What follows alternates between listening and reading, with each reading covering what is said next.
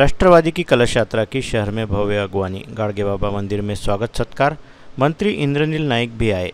विधायक खोड़के दंपति ने कलश में डाली अंबा माता मंदिर की मिट्टी और पानी। चिलचिलाती धूप में भी सैकड़ों की उपस्थिति।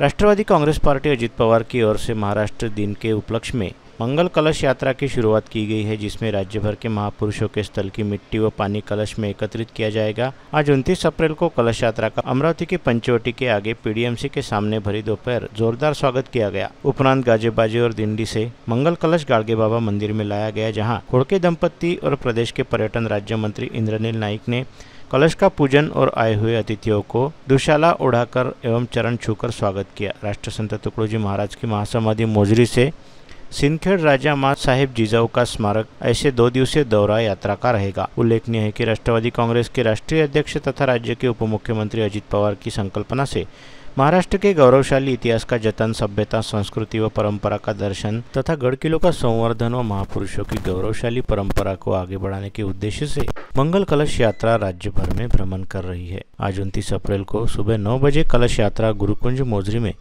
राष्ट्र संत तुकडोजी महाराज की महासमाधि स्थल पर पहुंची। यहाँ पूजन व प्रार्थना की गई। गाविलगढ़ किला, जैन तीर्थस्थल मुक्तागिरी, संत श्री गुलाबराव महाराज जन्मस्थल मादान, महानुभाव पंथ की काशी श्री क्षेत्र रिद्धपुर, गाड़गे बाबा का निर्वाण स्थल वलगांव, विदर्भ कन्या रुक्मिणी देवी का मायका कौंडन्यपुर आदि स्थलों से एकत्रित पवित्र मिट्टी व नदी का जल कलश यात्रा में एकत्रित किया जाएगा। उसके बाद कलश यात्रा अमरावती की ओर रवाना होगी। दोपहर 12:30 बजे गाड़गे नगर स्थित संत गाड़गे बाबा महाराज समाधि मंदिर स्थल पर कलश यात्रा का जंगी स्वागत किया गया। वहां से कलश यात्रा डॉक्टर पंजाबराव उर्फ उपाख्य भाऊसाहेब देशमुख के जन्मस्थल पापलगांव की ओर रवाना हुई। कड़ी धूप के बावजूद इस समय राष्ट्रवादी कांग्रेस पार्टी के सभी पदाधिकारी नेतागण मौजूद रहे। दिंडी के ताल पर सभी थिरके भी।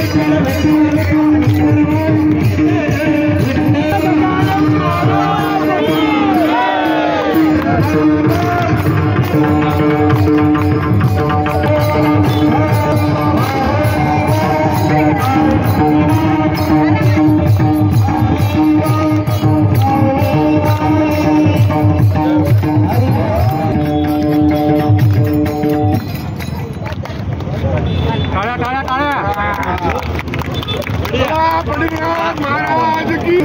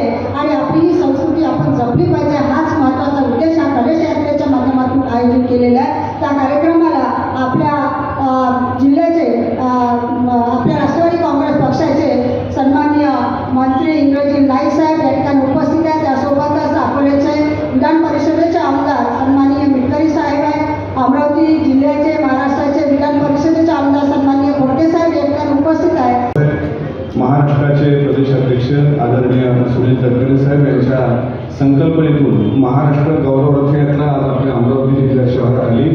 या प्रसंगी उपस्थित असलेले राज्याचे सन्माननीय मंत्री इंद्रनील नाईक साहेब, या विधानसभा मतदारसंघाचे आमदार आदरणीय सुलभाताई खोडके, विधान परिषदेचे सन्माननीय सदस्य व आमचे मार्गदर्शक आदरणीय संजय खोडके साहेब, या ठिकाणी उपस्थित असलेले राष्ट्रवादी काँग्रेस पक्षाचे शहर अध्यक्ष डवरे साहेब, ग्रामीणचे अध्यक्ष महात्मेजी, सुरेखाताई, उपस्थित आमच्या क्रांतीताई आणि सर्व राष्ट्रवादी काँग्रेस पक्षाचे सर्व सन्मान्य पदाधिकारी, उपस्थित पत्रकार बांधव, उपस्थित पक्षाचे सन्मान्य आणि वारकरी संप्रदायातील सर्व महानुभावांनो, खरं तर दुपारचा एक रखरख होऊन आणि त्यात पावली खेळणं हे इतकं काही सोपं नाही, पण संत गाडगे बाबांच्या या पवित्र मंदिरामध्ये आज देशमुख साहेब असतील किंवा माझ्यापूर्वी कराड साहेबांनी जे सांगितलं तो संयुक्त महाराष्ट्राचा इतिहास सांगितला आणि संयुक्त महाराष्ट्राचा इतिहास तुम्हाला सगळ्यांना माहीत होता असं मला या ठिकाणी समजायला हरकत नाही, पण एकच गोष्ट सांगतो अगदी मार्मिक,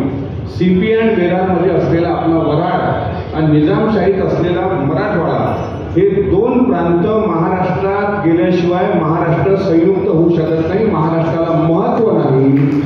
आणि म्हणून ह्या आपल्या काळ्या याच गोष्टीवर आहेत असं मी समजतो परत एकदा। म्हणून हा संयुक्त महाराष्ट्राचा मंगल कलश 1 मे 1960ला महाराष्ट्राचे मुख्यमंत्री, तत्कालीन मुख्यमंत्री यशवंतराव चव्हाण साहेबांनी आणला। आपण संयुक्त झालो, मराठी माणूस, मराठी माणसाची दिशा आणि महाराष्ट्रामध्ये शिव, शाहू, फुले, बाबासाहेब आंबेडकर, अण्णाभाऊ साठेंचा समतेचा समतावाद, जगद्गुरू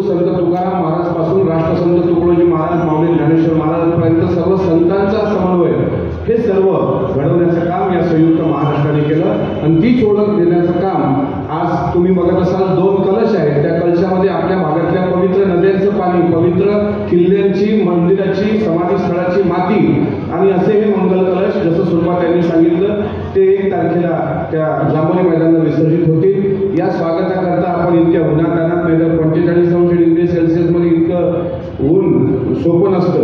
आज गाडगेबाबाच्या या मंदिरामध्ये एक दोहा आहे, तीर्थवासी गेले दाढी मिशा बोलून आले, पाप अंतरातले नाही गेले दाढी मिशाने. म्हणजे खरंच आहे, दाढी मिशा वाढून काही माणूस साधू संत महापुरुष जसा होत नाही तसं अंतर मनात जर कपट असेल तर तो माणूस होत नाही. त्याच्यामुळे मन स्वच्छ ठेवा हा गाडगेबाबांचा सिद्धांत आपण जीवनात उतरवण्याचं काम करूया. राष्ट्रवादी काँग्रेस पक्षाच्या माध्यमातून हा गाडगेबाबांचा जो समता संदेश आहे, भुकेलेलं अन्न, तहानलेलं पाणी. स्वर्गीय वसंतरावजी नाईक साहेब, जलक्रांतीचे प्रणेते स्वर्गीय सुधाकररावजी नाईक साहेब, राष्ट्रवादी काँग्रेस पक्षाचे आमचे नेते, आपल्या सर्वांचे नेते, राष्ट्रीय अध्यक्ष सन्माननीय अजितदादा पवार साहेब,